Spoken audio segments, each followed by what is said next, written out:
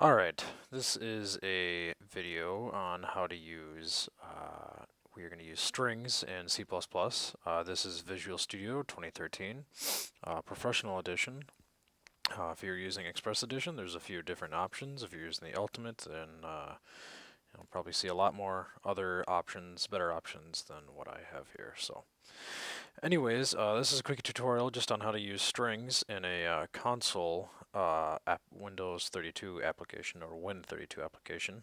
Here I just created a new project just called strings. You can see that, as usual, Visual Studio put together my basic starting point here of my main method.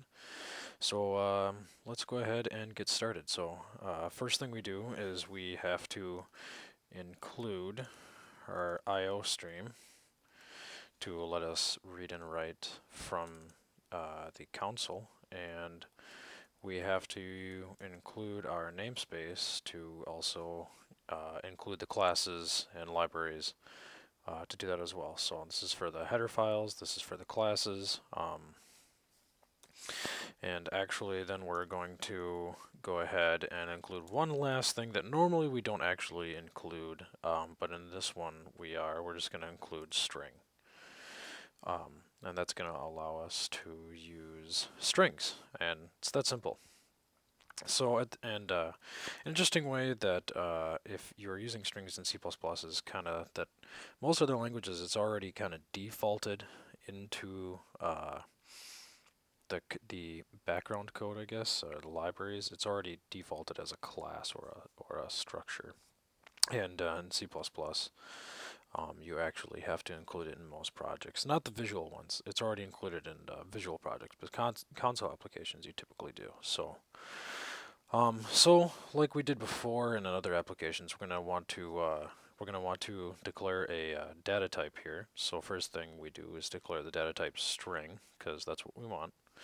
And you can see it's on my option here, and we can kind of see here that it's actually defined as a character array. And we haven't really talked about characters array in tutorials before this one, so I'm not going to get too complicated in that. If I will put one up that is does explain arrays, and we'll go into character arrays during that time too.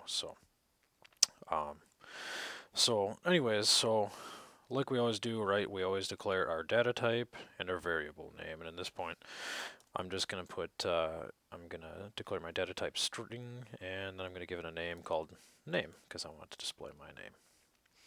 And that's it. And actually, let's just set a default value for it. Let's get a value for it, and I'm just going to say Tom, because Tom's kind of a fun name. Alright, so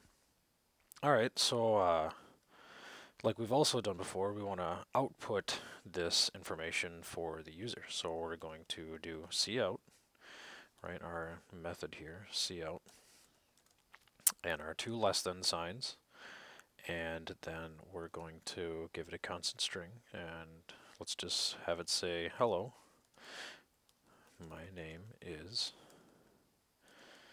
and we'll say name, end line. Alright, so here all we did was we just assigned Tom to a variable name, and it says cout, hello, my name is, and it's going to display name, the variable name here. Once again, this just tells a compiler, or this just tells a console window, this is the end of the line. Go to the next line, and the semicolon at the end tells it that to go to the next line of code, that it can stop reading there. So, alright, so I'm just going to run this really quick here. And there we go. Hello, my name is Tom. And that's what we wanted to display, right? It's right there. Hello, my name is, and display the name, Tom. And went to the next line. Right, and we can change this to, let's do Chris. We'll do my name.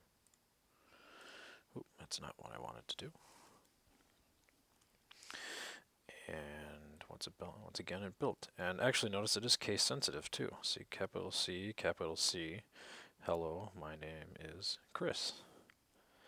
And what if let's just say, what if we want it from the user, right? Let's say we want to get input from the user. So let's move that down a couple lines here. And let's just actually I'm going to bring it up one more here. All right, let's say we want to tell the user to put in their name. So we're going to do cout, do 2 less than signs right here. I'm going to say, please enter your name.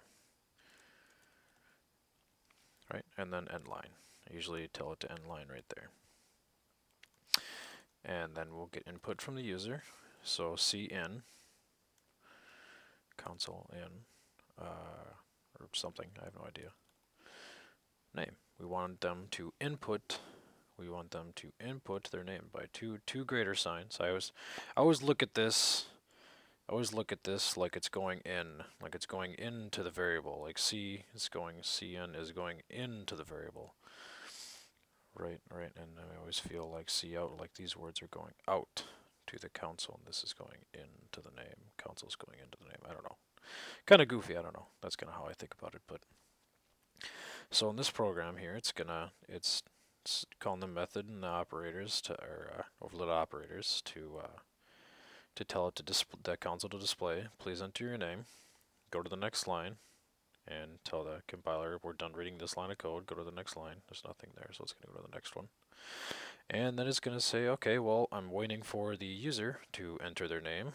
And once upon the user has entered their name, I will then display, hello, my name is, and whatever the user entered. End line, go to the next line, end line of code. So let's run that really quick. And just as we expected it would, it said, please enter your name. I will enter my name. My name is Chris. And it went away. That is not what I wanted. What I wanted it to do.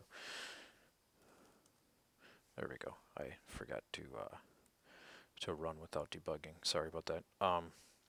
Anyways, it says, please enter your name. I entered my name. And it says, hello, my name is Chris.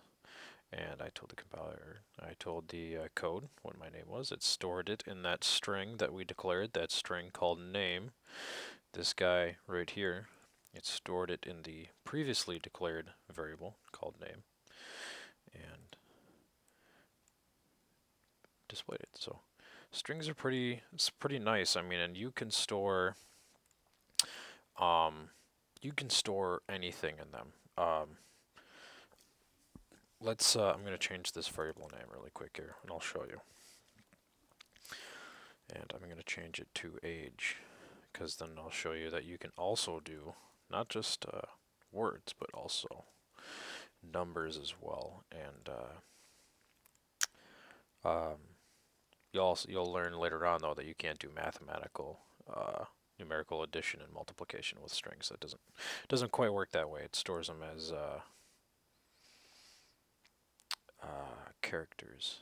So please enter your well, it's gonna sorry, it's asking me my name, but I'm just gonna enter my age here because I know that I want it to be a number. So it says hello, my name is 12, but you can also see here that I can also store numerical numbers as well. And like I said, you can't really if I were to add two strings together,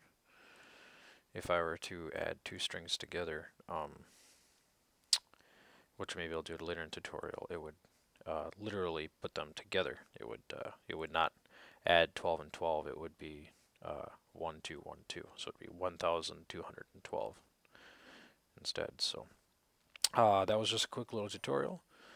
Hopefully this worked out for you guys, and we'll catch you later.